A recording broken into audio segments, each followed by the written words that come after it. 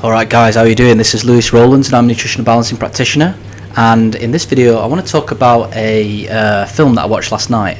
The film's called Case for Christ, and it's basically about this family, and they went out for a meal one day and the child got something stuck in the throat, and someone in the restaurant, in the cafe, basically saved the child. It was a nurse. And the mother was like, "Oh, thank you so much, thank you for everything that you've done." And she was like, "It was Jesus, it was God that brought me here. I was going to go somewhere else. I got a message that I needed to come here, and this was the reason why." And ever since that that exchange, by the way, this is a true story, it's based on a true story. Ever since that exchange, the mother basically converted to Christianity. She was meeting up with the woman that saved her child, and she was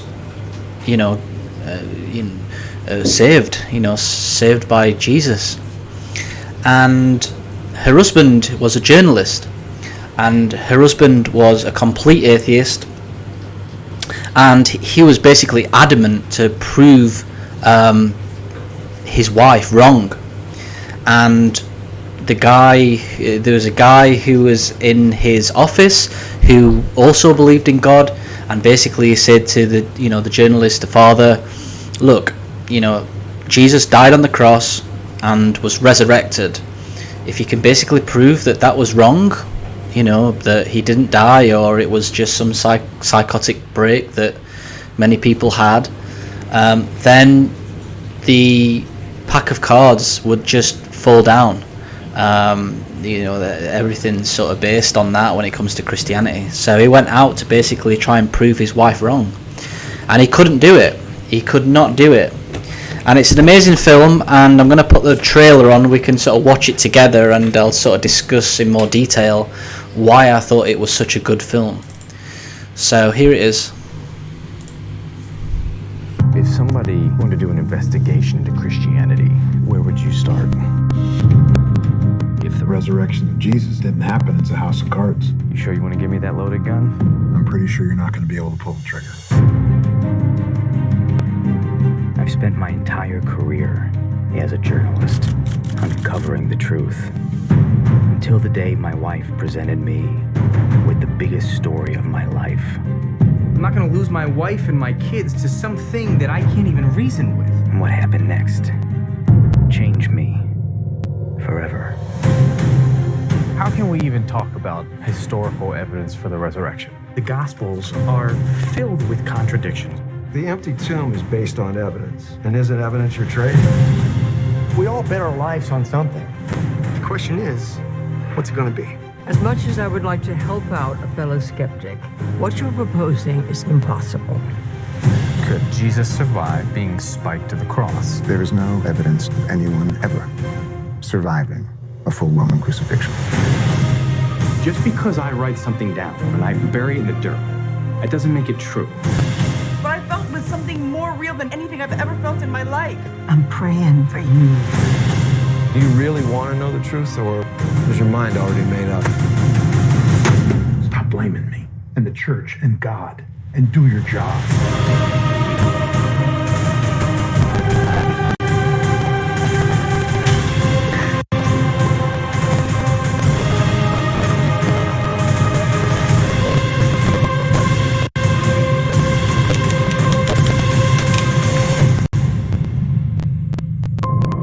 No one's ever proven if the shroud is the actual burial cloth of the Christ. But whenever someone looks in those eyes for the first time, suddenly becomes a real person.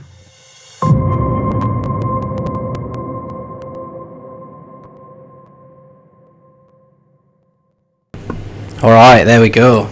So if we're not lost a lot of people through that, then the reason why I think this film is such an amazing film is a few different reasons. Everybody join the conference. 2 minutes. Hey, yeah. The main reason is that most people today in the Western world don't get brought up with God or Jesus. Although they might do a little bit. When I was at school, at assemblies, we would sing hymns and have people come in and talk about God and Jesus, but it was always this old man with a beard on a cloud, this sort of cartoony sort of version. And most people, my parents were atheists, most people's parents were atheists. You don't go to church, a lot of people don't go to church, and you just get brought up with science, you get brought up with the Big Bang theory, you get brought up with evolution, you get brought up with survival of the fittest, you get brought up with physics and chemistry and biology, these tangible things that you can actually measure. So your ego just sets in and you just don't believe in God. God's just this mythical creature, this mythical being that's, no one wants to do religious studies at school. Well, I didn't anyway. No one wants to listen to sing hymns. It's not very cool. You have these Christian pastors come into school and they're trying to make you get interested in God, and they're usually a bit cringe and all that sort of stuff. So I think the man in this film, the dad, the father who's going out to try and prove that Jesus didn't die on the cross and was resurrected, is very relatable, and a lot of people can actually relate to this individual. But then he goes on this journey, and the thing is with Christianity and Jesus and the cross and the Bible and what happened, most scholars, it's pretty much undisputable what happened. Like the amount of people that saw Jesus die, and the guy on the film goes to see psychologists and asks them, could it be some sort of hallucination? And he's like, what, for 500 people? Definitely not. Then he went to a doctor and he was like, look, maybe he didn't die. And the doctor was like, this guy got lashed, he was pinned to a cross. Every time he breathed, because he was pinned to a cross, every time you exhale, you basically crush your lungs. And he's like, people saw him die, but if you don't believe that, then the sort of nail in the coffin, no pun intended, is basically when they shoved a spear through his lungs. And records showed that when you're sort of asphyxiated, blood and water comes out of the lungs, and then you're dead. And he was saying, look, it's pretty undisputable that the guy died. And then the resurrection was seen by women. Back in the day, it was women weren't so credible, so the apostles said, written down, that women saw Jesus was gone from the tomb. And basically the same back then. For credibility, that would be the last thing you want to do. So why would they do it? No one had anything to gain. The Apostle Paul was a complete atheist. He saw all of this and obviously in the future became Apostle Paul. So it's just an amazing film in that sense of when people have come from this hardened background of science and facts, and seeing is believing. It really helps you understand the truth about Jesus and the Bible, and how it's pretty much undisputable what happened. But there's also this sense of love, this sense of you understand how God works a little bit more. You've got to be patient. That's another thing I think when you're getting into God and Christianity and Jesus, is that you're wanting answers. You're wanting answers. Well, I'm praying. Why aren't I getting answers? I'm praying. Why aren't I getting answers? And God works in His own time. But you will find after a while that God does answer all of your prayers. But the way that the world works, your prayers don't get answered instantly. There's other things that need to happen in order for prayers to get answered, and sometimes it can take a while for people's prayers to get fully answered. And if you're already converted into Christianity or God, then again that section of the film, or those sections of the film, help as well, because sometimes that can be confusing when you don't get that instant answers. So anyway, check it out. Up there with one of the best films I've personally seen. There were some facts, there's some information in there that I wasn't aware of about Jesus and His crucifixion. And yeah, it's really, really, really good film. So it's free to watch if you've got Amazon Prime. Sorry, the washing machine's going.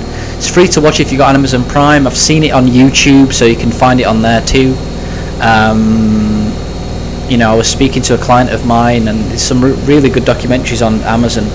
I think again, with modern day transformations, modern day Christianity, and getting in touch with God and Jesus, you know, there's a lot of cringe out there. I mean, if you're an atheist and you've been brought up, you know, I'm like that. I got brought up an atheist, a very streetwise individual.